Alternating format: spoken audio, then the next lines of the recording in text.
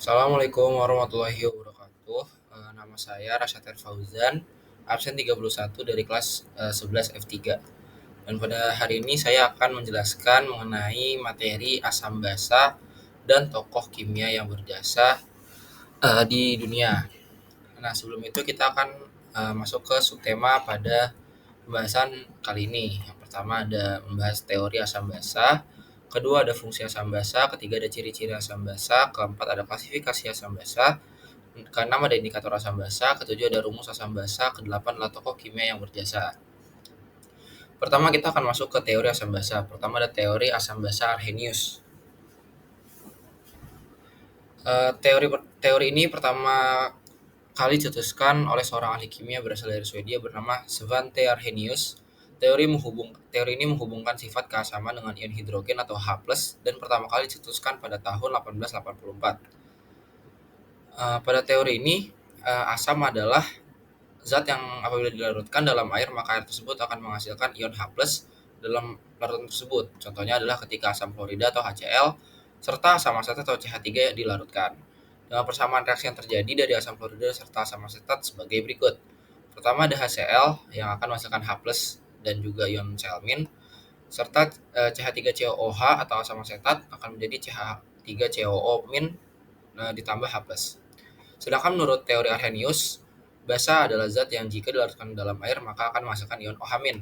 Contohnya adalah ketika natrium hidroksida atau NaOH serta amonium hidroksida atau NH4OH dilarutkan, maka akan terjadi persamaan reaksi basa pada larutan tersebut sebagai berikut. NaOH akan menghasilkan ion Na+ dan OH- serta NH4OH akan menghasilkan ion NH4+ dan OH-.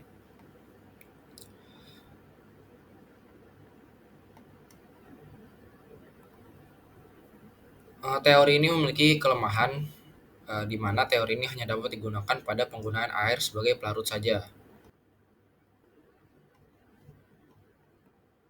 Kemudian kita masuk ke teori asam basa yang kedua, yaitu teori asam basa Bronsted-Lowry. Teori ini dicetuskan pada tahun 1923 oleh G.N. Bronsted, yaitu seorang ahli kimia yang berasal dari Denmark, bersama dengan T.M. Lowry, yaitu ahli kimia yang berasal dari Inggris. Bronsted serta Lowry mendefinisikan asam menjadi sebuah donor proton atau ion hidrogen, sedangkan basa merupakan akseptor dari proton atau ion hidrogen. Teori asam basa Bronsted-Lowry mengemukakan bahwa asam merupakan senyawa yang mampu memberikan proton H+ pada senyawa lain dan disebut sebagai donor proton. Sementara basa menurut teori ini merupakan senyawa yang menjadi penerima dari proton H+ dari senyawa lainnya yang disebut pula dengan akseptor proton.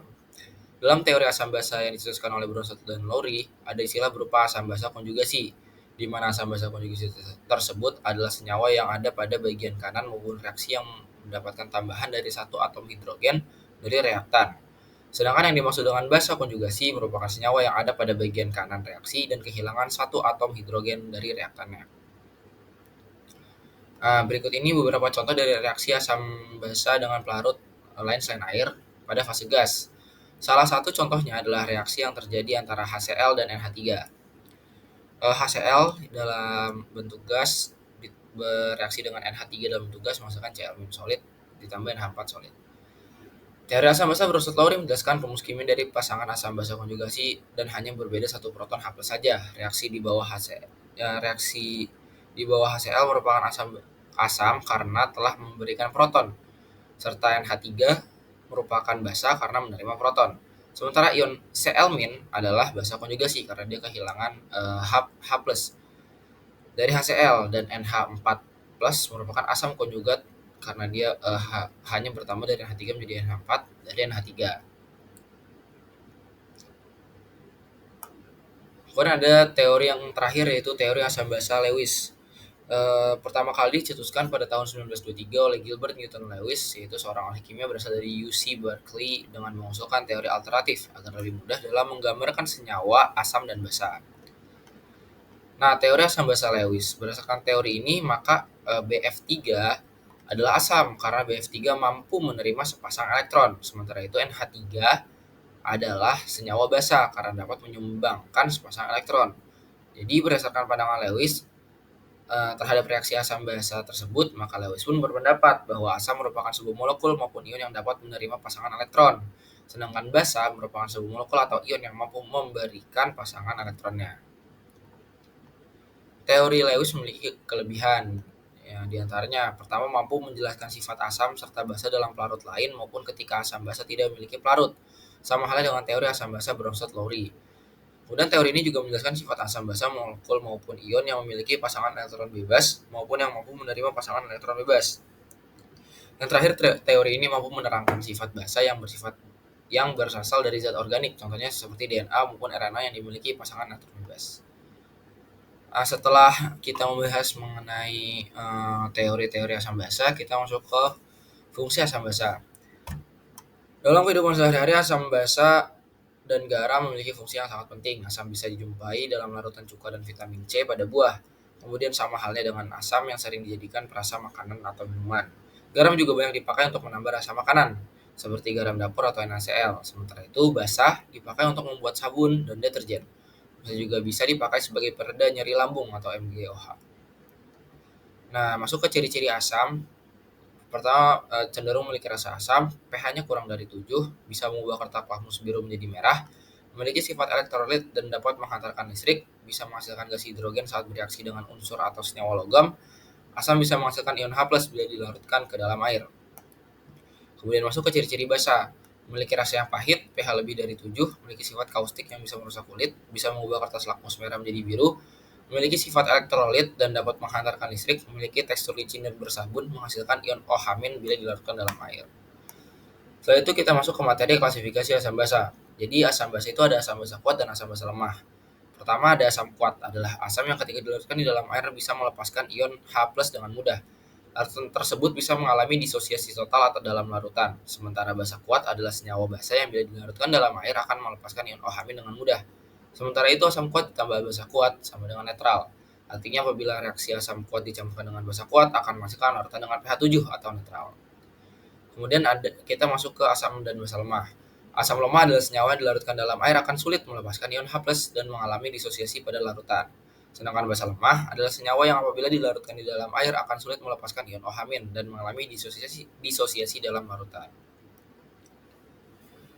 Kemudian masuk ke materi indikator asam basa. Jadi indikator asam basa adalah alat atau senyawa yang dipakai untuk mendeteksi senyawa asam dan basa.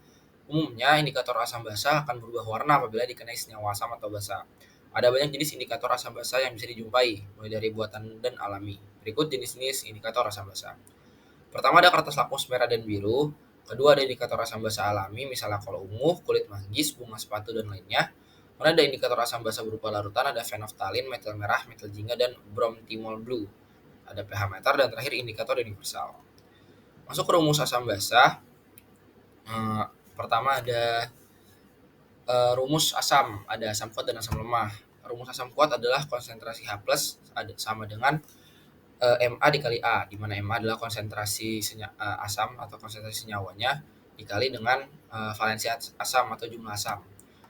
Kemudian untuk rumus asam lemah, rumusnya adalah konsentrasi H+ sama dengan akar dari Ka dikali Ma, di mana Ka adalah tingkat satuan keasaman, kemudian Ma-nya adalah konsentrasi asam. Setelah mendapatkan konsentrasi dari H+, maka bisa mencari pH-nya. Rumusnya adalah pH sama dengan min log H+. Kemudian rumus basa ada basa kuat dan basa lemah. Pertama basa kuat, rumusnya adalah konsentrasi OH- sama dengan Mb dikali B, di mana Mb adalah konsentrasi senyawa basa dikali dengan B atau valensi basa. Kemudian ada rumus basa lemah, yaitu konsentrasi OH- sama dengan akar Kb dikali Mb, di mana Kb adalah satuan tetapan basa dikali dengan konsentrasi basa atau Mb. Kemudian setelah mendapatkan konsentrasi OH- bisa mencari pOH, rumusnya min log OH-, kemudian bisa mencari pH, di mana pH sama dengan 14 dikurang pOH. Kemudian masuk ke materi 3 tokoh kimia yang berpengaruh, yang penemuannya berpengaruh di dunia. Pertama ada Antoine Lavoisier. Beliau lahir 26 Agustus 1743. Beliau adalah seorang ahli kimia sekaligus ahli biologi. Penemuannya yang paling terkenal adalah hukum kekekalan massa. Hukum ini menyatakan bahwa zat dapat mengubah keadaan atau bentuk, tapi tetap mempertahankan massa yang sama. Selain itu, Antoine Lavoisier adalah orang pertama yang mengidentifikasikan oksigen dan hidrogen. Ia juga pernah menerima medali emas dari French Academy of Science di tahun 1766 berkat esai tentang metode pencahayaan publik terbaik untuk populasi besar. Yang kedua ada John Dalton. John Dalton adalah ahli kimia kelahiran Eaglesfield pada 16 September 1766. Dikenal berkat teori atom yang secara harfiah merupakan dasar ilmu kimia. Teori ini menyatakan bahwa setiap zat terbuat dari atom dan atom dari setiap unsur itu identik. Selain itu, senyawa kimia adalah kombinasi atom dari unsur-unsur yang berbeda serta dalam reaksi kimia, atom-atom ini disusun ulang dan digabungkan. Berkat gagasan cemerlangnya, di tahun 1826, John Dalton dianugerahi Society's Royal Medal untuk teori atomnya.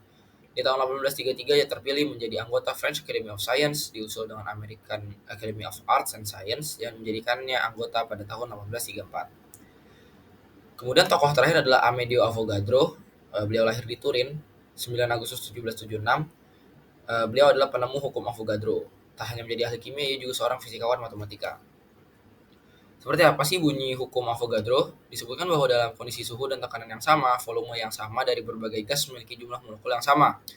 Pada awalnya hipotesis Avogadro tidak diterima secara umum, hingga akhirnya di tahun 1858 ahli kimia Italia Stanislao Cannizzaro membantu memperjelas ide Avogadro. Sekian penjelasan saya mengenai materi asam basa dan tiga tokoh kimia yang berpengaruh. Kurang lebihnya mohon maaf. Wassalamualaikum warahmatullahi wabarakatuh.